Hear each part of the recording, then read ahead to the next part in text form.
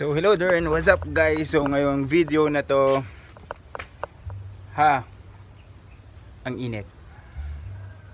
May isa lang ako ibabahagi sa inyo. Kung natatandaan nyo, yung last time na i-video ko is tinuro ko yung mga papaya ko. So ngayon, manunungkit tayo ng papaya.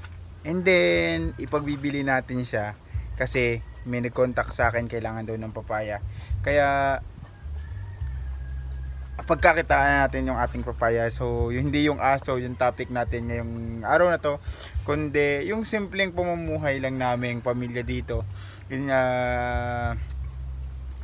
hindi lang yung pinagkakitaan ng mama ko na candy at yung pagtuturo ko bilang language teacher. So ngayon papakita ko sa inyo na may pera sa papaya. Okay, may pera tayo sa papaya,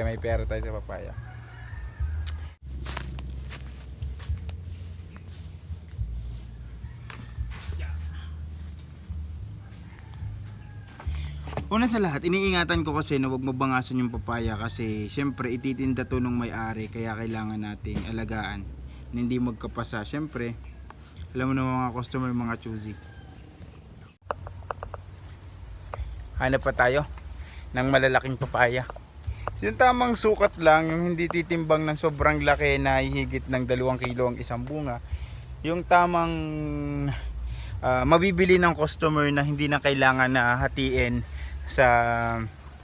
na hindi na nila kailangan hatiin pa para naman hindi masayang, kasi mabubulok yung papaya pag hinati mo sa tindahan tapos ang bibilihin mo lang yung kalahati. Kaya tamang sukat lang. So ito yung iba. See?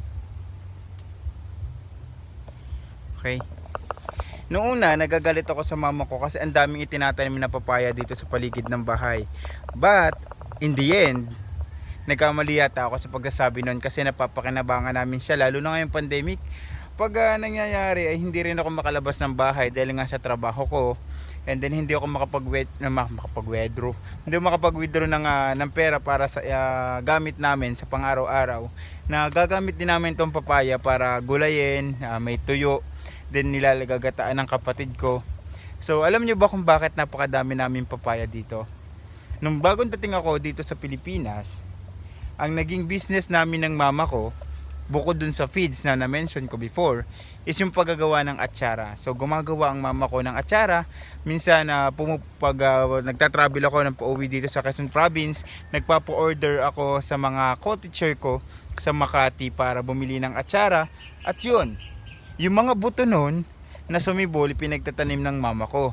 Kaya ngayon, nagalit man ako nung umpisa, sorry, pero doon ko na-realize yung kahalagaan. Since ang papaya napakadaling mabuhay at maliit lang yung duration of time na mabubuhay siya. Wow, mabubuhay, kawawa naman.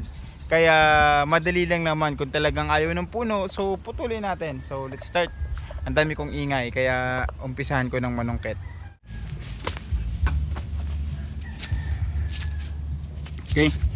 See guys, masyadong madagta pa, no? So alam nyo ba, dito sa Pilipinas, ang likot muna ng mga aso ka, yung talong ng mama ko ay masisira. Dito sa Pilipinas, yung batang iyakin tinatawag naming papaya. Bakit? Kasi dito sa Pilipinas, para namang naiintindihan ng mga foreign people yung akin nasasabi.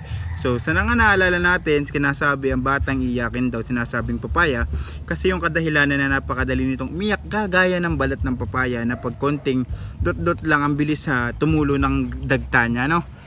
So sige guys, ang dami ko ng ingay, ang likot mo.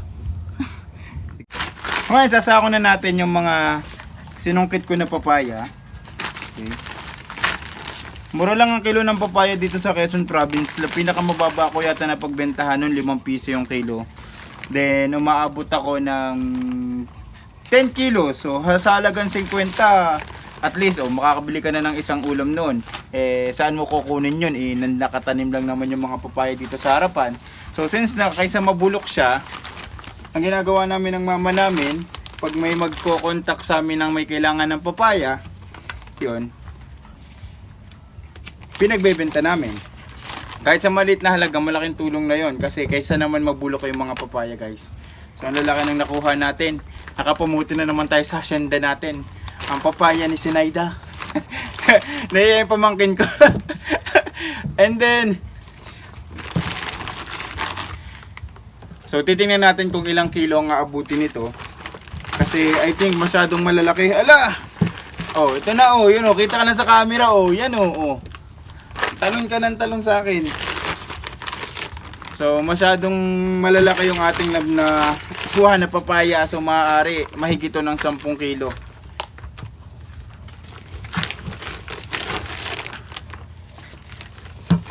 Sayang naman to guys. Kailangan natin to. And let's see. Timbangin natin. Then ako talaga, meron talaga akong timbangan dito kasi dati yung aking tindahan na feed store nung nag-close, ang natira na lang sa akin siguro yung tarpaulin na pangalan ko sa yung timbangan. So yung timbangan nagagamit namin dito pag magbebenta kami ng tikoy at saka ng papaya. Wait. So ito yung timbangan natin.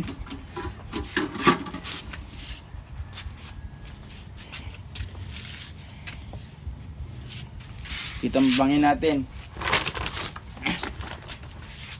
Bunso. Akin na nga yung camera. Then or gusto mo ikaw yung kumuha nung ilang kilo. Titingnan natin ngayon kung ilang kilo yung nahiya yung pamangkin ko magpakita. So titingnan natin ngayon kung ilang kilo yung inabot ng papaya natin. Ilang piraso ba yun? Hindi ko na nabilang. So inabot siya guys ng 11 kilos. 11 bunso kasi lampas dun sa isang ikot.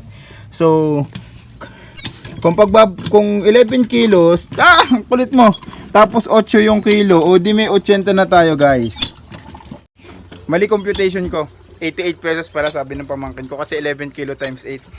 So ngayon nakita nyo na yung Buhay Probinsyano Part 3 ni Mako Sensei. Wow, Mako Sensei. So hopefully sa hindi pa nakaka-subscribe, just click the subscribe button and the notification bell para lagi kayong updated sa aking video. And mega shout out dun sa nag-comment sa last video ko, Ninong daw pa shout out.